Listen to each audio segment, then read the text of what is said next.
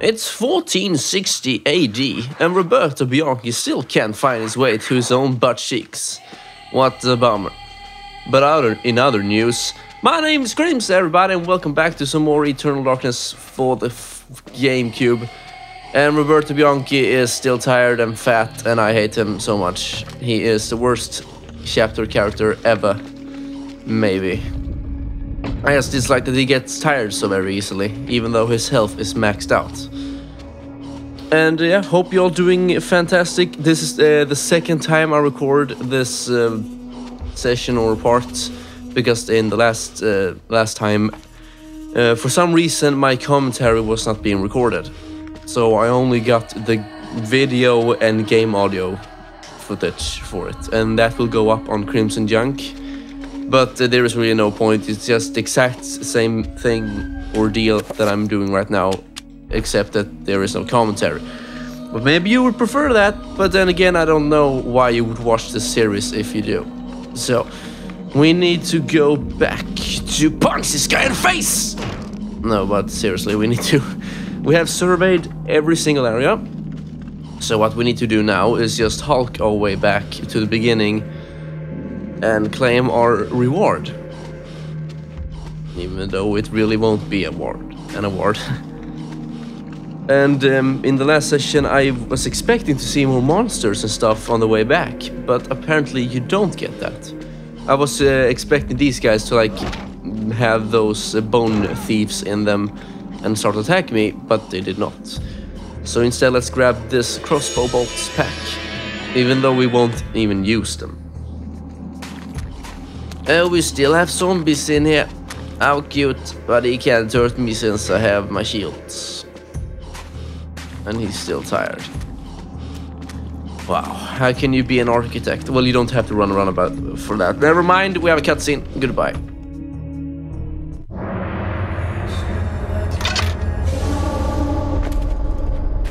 And what news do you bring me, architect?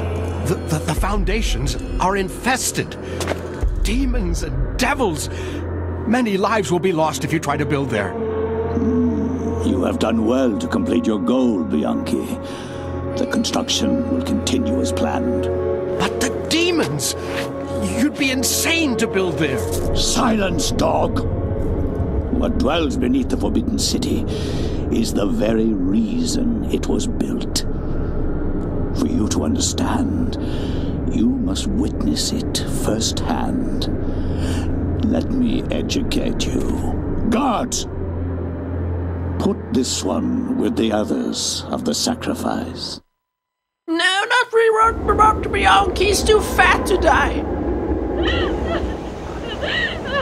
I am the Scourge of God, appointed to chastise you, since no one knows the remedy for your iniquity except me. You are wicked, but I am more wicked than you. So be silent. Now you, architect, you are about to make your largest contribution to this project.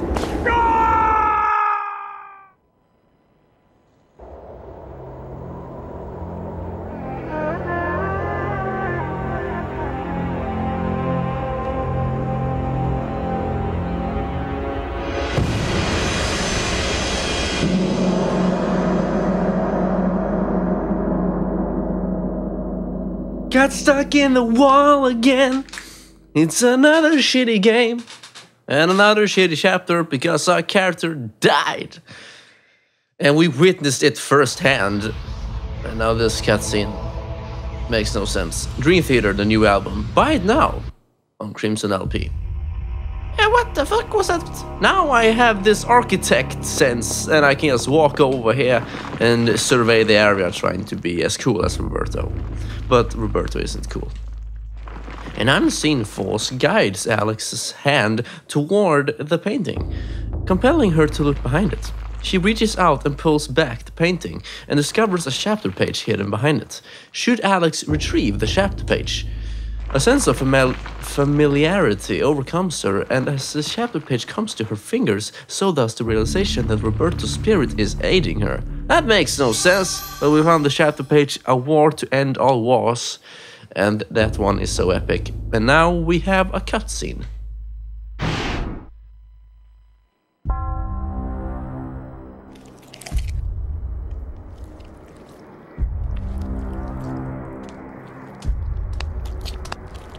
The Black Guardian grows restless, my liege. Its hunger increases, and the binding continues to weaken. We feed it flesh, but I fear it will not guard the relic too much longer. There is no choice in the matter.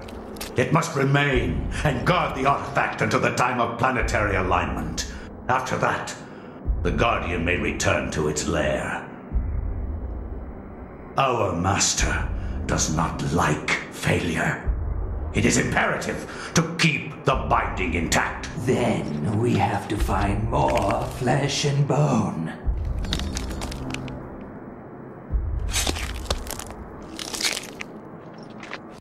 Pius is like, okay, thanks, bye. Oh, you will see what will happen soon, good folks. It's not pretty. And in some news, the spiritual successor to this game, named Shadow of the Eternals, got cancelled, and I'm so sad about that. They had a Kickstarter and stuff, and it was like, no, we can't do it, so it's on the shelf as of now. But I don't think it will see the light of day. So, too bad. We have to play this game instead. But this game is so awesome, and I can play it so many times, and I will never get tired of it. And with that, I believe we will start reading this chapter right now. The War to End All Wars redefined how mankind looked at war and the value of human life. Over 19,000 men lost their lives every day in the trenches of the Somme. Some say uselessly, some invoke a higher cause. I read accounts of the slaughter from many journalists who spent time in the trenches, but I found the account of a certain Peter Jacob to be the most horrible of all. His implication about the ancients' involvement with the war was hideous and so obvious. With the horror of the Battle of the Somme scant miles away and the distant echoes of pounding artillery, a young journalist named Peter Jacob researched his latest story from the front lines. His grim task brought him to Oublier Cathedral, now transformed into a field hospital.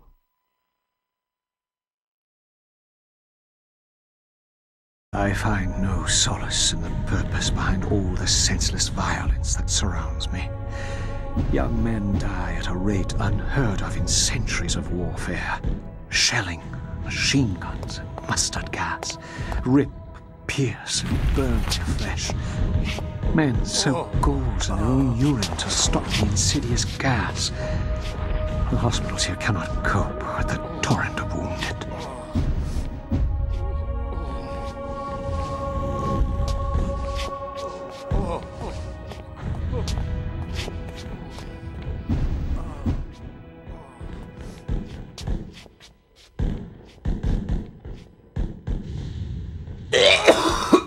Wow, that cutscene, the writing, the voice acting, it's so good, and that's all I can say.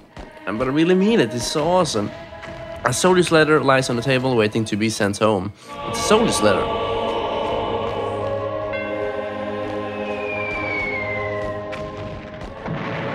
I just love the music and the sound effects here. This is one of my favorite chapters, and of course it's in the Oublier Cathedral, which all my favorite chapters are in this cathedral. I just love it. They're so great. And we're playing as Peter Jacob, a journalist, and I like this guy because he's quick, he's fast on his feet, and he has lots of magic, but not so much sanity. But lots of magic, I love that, and we can now begin exploring. With a motherly voice, the nurse advises that Peter get some rest. Like everyone in this place. So let's go ahead and explore, and we can right ahead see a reveal invisible stuff here, but we can't do anything with it since we don't have a 7-pole magic, and also we don't have the Tomb of Eternal Darkness. An art collection of colored lines decorate the wall. Below the design, steps appears to lead up into the wall, going nowhere. Yeah, there is a door there, but we can't see it. So let's... Oh, he's already tired. How cute. Let's go ahead and play the organ. The guard frowns and ushers Peter away from the organ. He explains that it is one of the few antiques in the region that has so far survived the war, and that while he's alive, it will remain intact. So that's more important than saving lives and being out there and serving your country. You are the worst god ever. Let's see, what does this guy have to say? The guard quietly but strongly points out that the area is off limits to civilians. Okay, and we're still tired. Wow. The altar is cleared of all valuables, but only to prevent looting, but also to afford space for medical supplies and even as an operating table, should the need arise.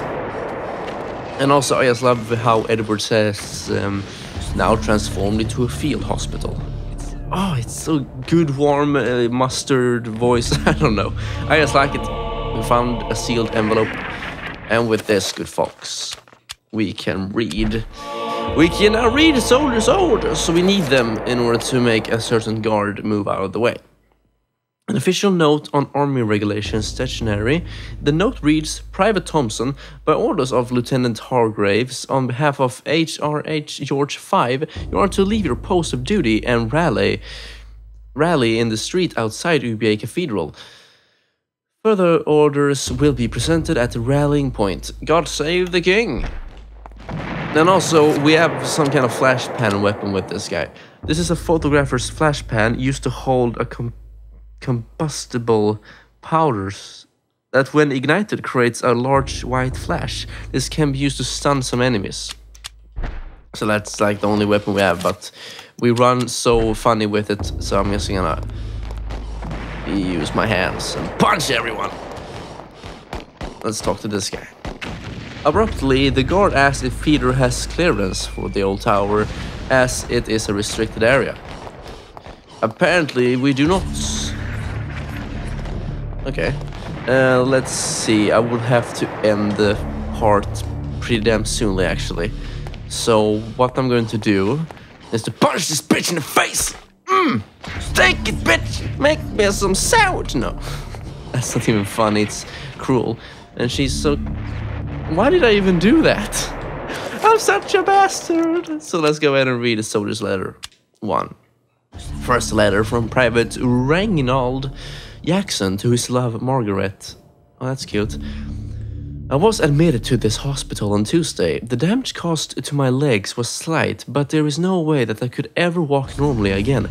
I hate this place. Every day I'm reminded that I will never be able to do the things I love. The hospital is a very strange place. Converted from an old cathedral, there is an odd atmosphere around it. Silent but the words of the wounded calling out in the night. There is no doubt it is haunted. What I find most odd in this place is that you never see anyone leave during the day. It's not right. No goodbyes or farewells. Just an empty bed when you awake. So cute. Fuck this shit. That was the worst part ever. No. Well, thank you everybody for watching. And I will see you in the next part. I will have to get going now. Goodbye and take care. I'm not gonna punch her again, I promise.